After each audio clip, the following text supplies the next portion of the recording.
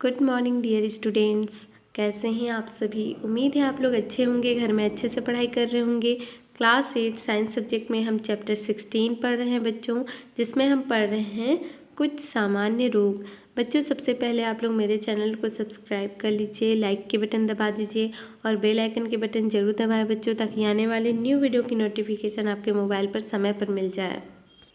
बच्चों आज हमें पढ़ना है 16.4 एक अनुवांशिक रोग, जिसे सिकल सेल भी कहा जाता है और सिकल सेल को सिकलिंग भी कहा जाता है बच्चों। तो देखिए किस प्रकार से सिकल सेल बीमारी होता है, कैसे होता है। सिकल सेल रोग का नाम आपने सुना होगा। छत्तीसगढ़ की कुछ जातियों में भी यह बीमारी पाई जाती है। आइए जाने आखिर सिकल सेल रोग या सिकलिंग क्या है। सिकल सेल रोग शरीर में लाल रक्त कणों में हुए जन्मजात परिवर्तन के कारण होता है। तो बच्चों सिकल सेल जो रोग होता है, ये लाल रक्त के कण होते हैं, उनमें कुछ परिवर्तन होते हैं, बचपन से ही जन्मजात से ही परिवर्तन होते हैं। तो इन्हीं परिवर्तन के कारण सिकल सेल रोग होते हैं बच्चों, जिनमें क्या होता है गोलाकार जो लाल रक्त कण होते हैं, है ना, वो हंसिए के आकार के हो जाते हैं। तो यहाँ पर देख रहे हैं गोलाकार जो लाल रक्त कणिकाएं हैं, ये किस प्रकार से हंसियाकार आकार में बदल गए हैं, ये आप लोग देख रहे हैं। अंग्रेजी में हंसिए को क्या कहा जाता है, सिकल कहते हैं, है ना। सामान्य लाल रक्त कण शरीर में ऑक्सीजन का परिवहन करते हैं। तो यहाँ देखिए क्या होता है, सामान्य जो लाल रक्त कण होते हैं ये शरीर में क्या करते हैं, ऑक्सीजन का परिवहन करते हैं। जबकि हंसियाकार हो जाने के कारण ऑक्सीजन के परिवहन में क्या होता है, कमी हो जाती है। जब ये हंसियाकार आकार में बदल जाते हैं बच्चों, तो क्या होता है, इनमें जो ऑक्सीजन की कमी हो जाती है, ऑक्सीजन के परिवहन में भी कमी होती है। साथ ही ये शरीर के विभिन्न अंगों की महीन रक्त वाहिनियों में गुच्छा बनकर फंस जाते हैं, जिससे उस अंग के कार्य में रुकावट और दर्द होने लगता है। तो बच्चों ये जो सिकल सेल रोग होता है, इसमें जो सामान्य लाल रक्त कण होते हैं ये गोलाकार होते हैं, पर जब ये हंसिए आकार में चेंज हो जाते हैं, बदल जाते हैं, परिवर्तित हो जाते हैं, तो देखिए क्या करते हैं, ये जो हमारे शरीर में ऑक्सीजन की कमी भी करते हैं, जो ऑक्सीजन की परिवहन में ये कमी करते हैं। और क्या करते हैं, अंगों की जो महीन रक्त होते हैं, महीन रक्त वाहिनियों में, वाहिनियाँ मतलब आप लोग समझ रहे होंगे, जो पतली वाहिनियाँ होती हैं हमारे शरीर में, जिसमें से ब्लड ऑक्सीजन युक्त ब्लड क्या होते हैं, हमारे पूरे बॉडी पार्ट में संचरित होते हैं, परिवहन होता है। तो इसमें क्या हो रहा है, जो वाहिनी होते हैं, रक्त वाहिनी, जो महीन वाहिनी होते हैं, इनमें ये हंसिएकार रूप में बदल जाते हैं, गुच्छे के रूप में बनकर ये फंस जाते हैं, जिसके कारण से क्या होता है, उस अंग के कार्य में रुकावट होती है, शरीर में दर्द होने लगता है ना। यह बीमारी सामान्यतः उन भूभागों में पाई जाती है जहाँ मलेरिया अधिक होता है ना। उन भागों में जहाँ मलेरिया अधिक होता है वहाँ ये अधिक मात्रा में पाए जाते हैं। वैज्ञानिकों का अनुमान है कि मलेरिया परजीवों से बचने के लिए लाल रक्त कणों ने अपने सामान्य आकार में परिवर्तन कर इस प्रकार का रक्षात्मक रूप धारण किया होगा, है ना। इसमें जो वैज्ञानिक है वो अनुमान लगा रहे हैं बच्चों, इस प्रकार के अनुमान लगाते हैं कि जो मलेरिया होता है ये परजीवों के कारण होता है, आप सभी को पता है, मादा एनाफिलीज मच्छर के कारण से होता है। तो मलेरिया परजीवों से बचने के लिए क्या करते हैं कि ये जो लाल रक्त कण हैं ये हंसिया आकार में अपना सामान्य जो आकार है इनमें परिवर्तन कर लेते हैं। तो इस प्रकार ये क्यों परिवर्तन करते हैं अपने आकार में, ये रक्षात्मक रूप धारण करते हैं, ये है ना, अपने आप के क्या होता है, मलेरिया परजीवों से रक्षा करने के लिए ये सामान्य आकार में परिवर्तन कर इस प्रकार का रक्षात्मक रूप धारण कर लेते हैं।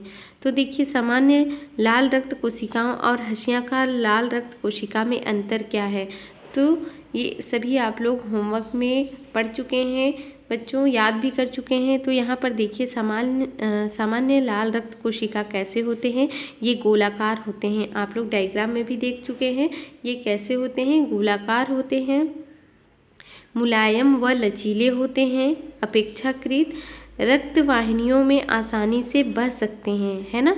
ये जो महीन रक्त वाहिनियाँ होती हैं उनमें ये आसानी से बह सकते हैं और ये बनने के बाद 120 दिनों तक जीवित रहते हैं केवल, है ना। और यहाँ पर देखिए जो हंसियाकार लाल रक्त कोशिका है ये हंसियाकार होते हैं, इस प्रकार के आकार के होते हैं। इसे हंसियाकार इसलिए बोला जाता है, आप लोगों ने जो धान काटने वाले क्या कहा जाता है उसको, हंसियाकार में होते हैं, वो धान काटा जाता है उसी आकार में ये भी बन जाते हैं, इसलिए इसे भी हंसियाकार कहते हैं। इनमें लचीलापन क्या होता है, कम होता है तथा कड़े हो जाते हैं, है ना। जबकि लाल रक्त कोशिका कैसे होते हैं बच्चों, मुलायम व लचीले होते हैं पर सामान्य लाल रक्त, और जो हंसियाकार जो लाल रक्त होते हैं ये लचीलापन इसमें कम हो जाता है, ऊपर से ये क्या हो जाते हैं, कड़े हो जाते हैं। अब देखिए रक्त वाहिनियों में गुच्छों के रूप में जाते हैं, है ना। रक्त वाहिनियों में किस रूप में जाते हैं, ये गुच्छों के रूप में जाते हैं हंसियाकार लाल रक्त कोशिका। जल्दी नष्ट हो जाते हैं, इनका जीवन 20 दिन का होता है ना। ये जल्दी नष्ट हो जाते हैं, जबकि देखिए जो सामान्य लाल रक्त कण हैं, कोशिकाएं हैं, ये 120 दिनों तक जीवित रहते हैं। पर जल्दी नष्ट होने वाले जो हंसियाकार लाल रक्त कोशिका हैं ये केवल 20 दिन ही जीवित रहते हैं, फिर इनकी मृत्यु हो जाती है। अब हम देखेंगे सिकल सेल रोग के लक्षण, इनके क्या क्या लक्षण हैं, है ना, कौन कौन से लक्षण हैं। तो देखिए एनीमिया अर्थात खून की कमी के कारण शरीर का रंग सफ़ेद दिखाई देता है ना। इनमें क्या होता है, एनीमिया अर्थात खून की कमी हो जाती है जिसके कारण से शरीर का रंग सफ़ेद दिखाई देने लगता है।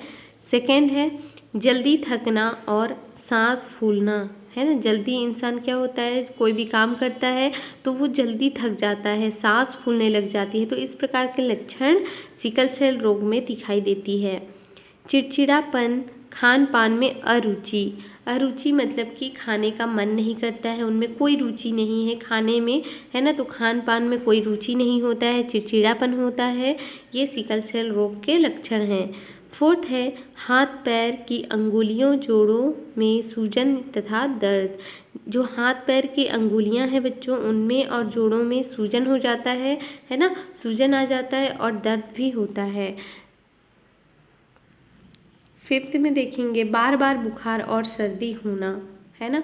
जो सिकल सेल की रोग के लक्षण जो होते हैं ये बार बार बुखार आते हैं, इसमें सर्दी भी होता है बार बार।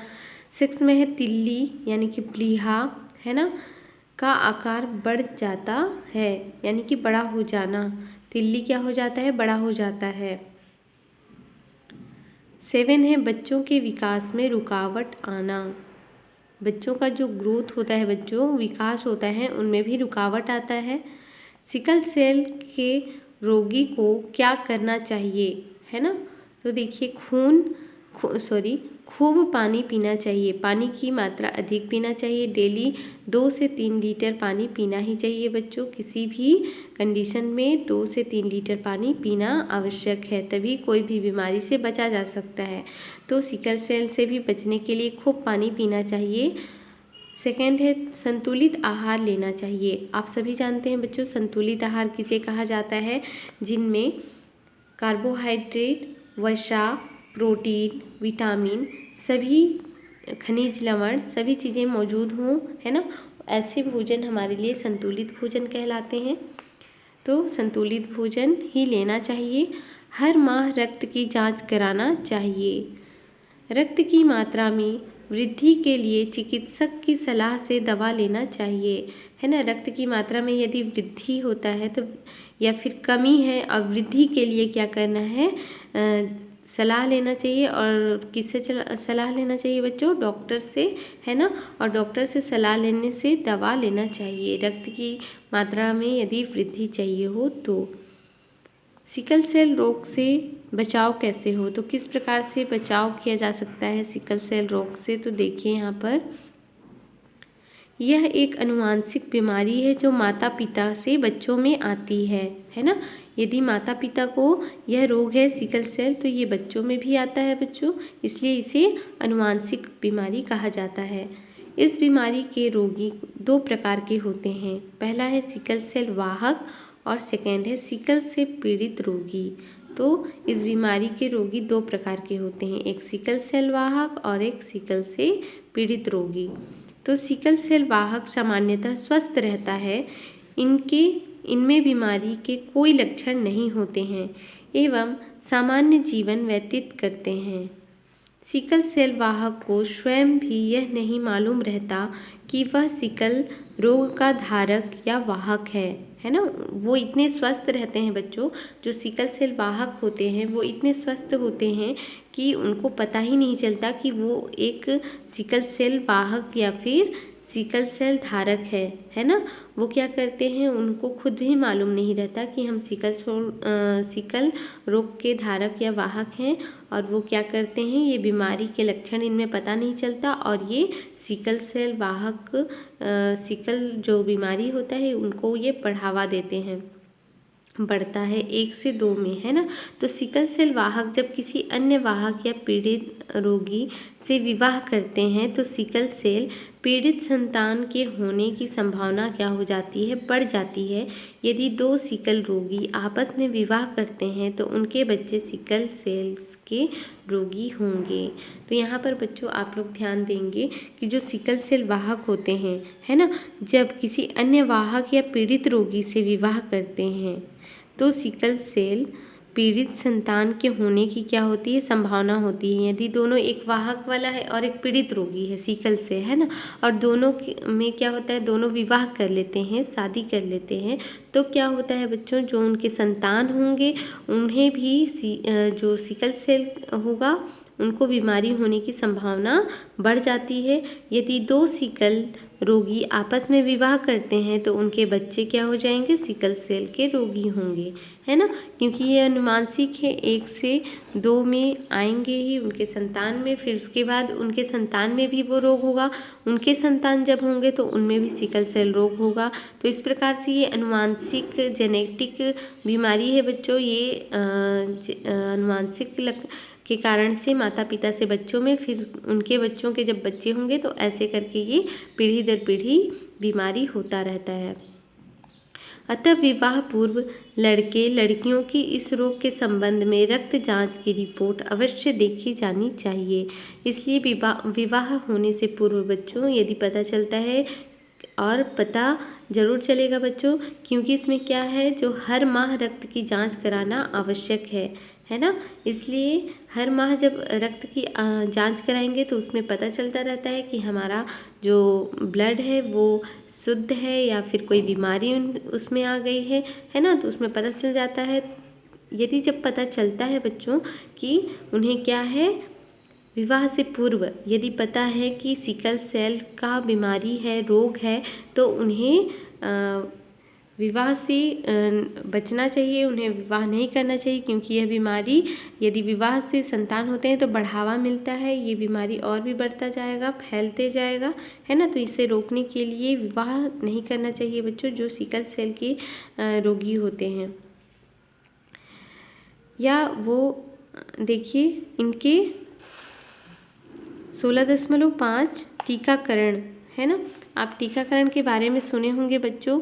आजकल क्या होता है, वैक्सीन, है ना, हर बीमारी से बचने के लिए, जैसे टीबी हो गया, है ना, तो इस प्रकार के अभी जो कोविड-19 कोरोना वायरस आ रहे हैं, इनके भी वैक्सीन के टीकाकरण हो रहा है बच्चों, टीकाकरण लग रहा है। तो देखिए टीकाकरण वह उपाय है जिसके द्वारा किसी जीव में किसी रोग के प्रति प्रतिरोधक क्षमता को उत्पन्न किया जाता है ना। प्रतिरोधक क्षमता को क्या किया जाता है, उत्पन्न किया जाता है टीकाकरण के वजह से।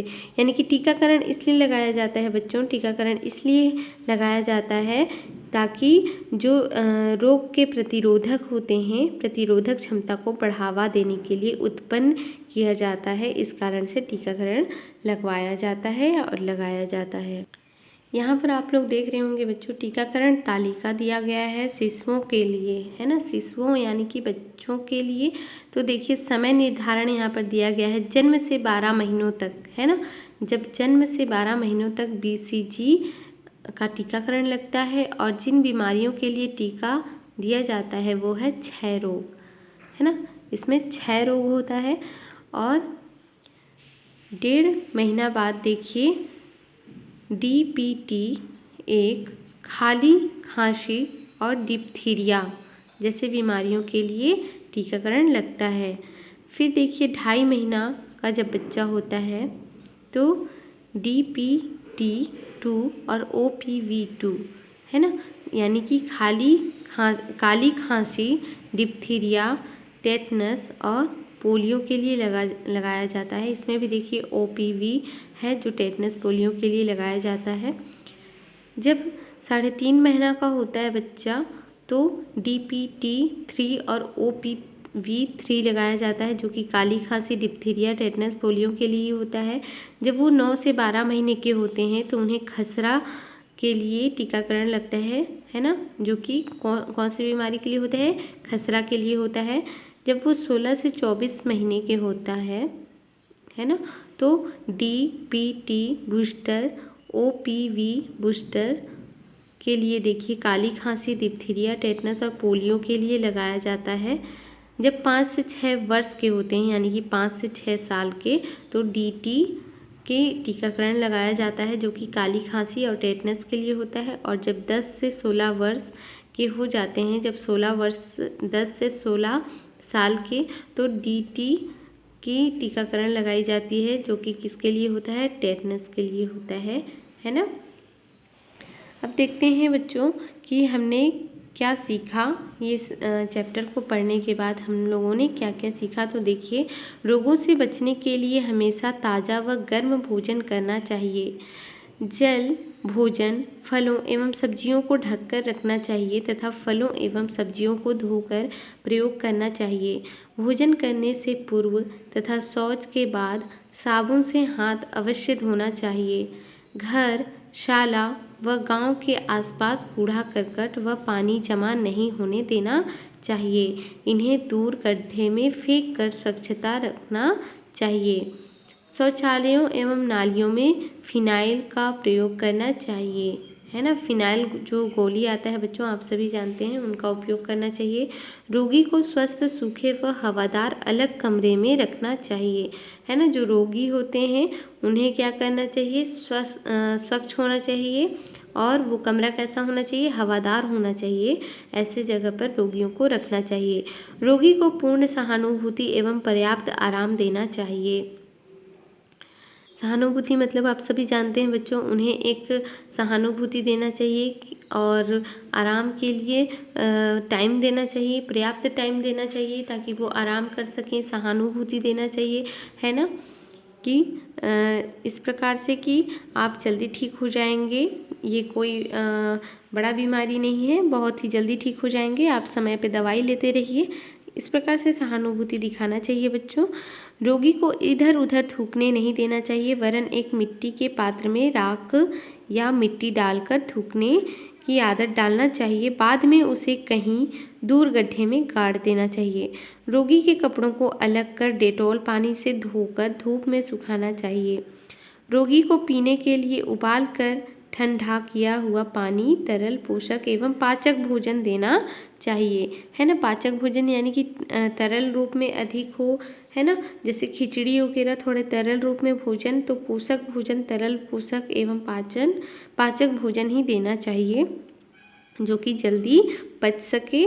सभी बच्चों को समय समय पर विभिन्न रोगों हेतु टीकाकरण अवश्य कराना चाहिए।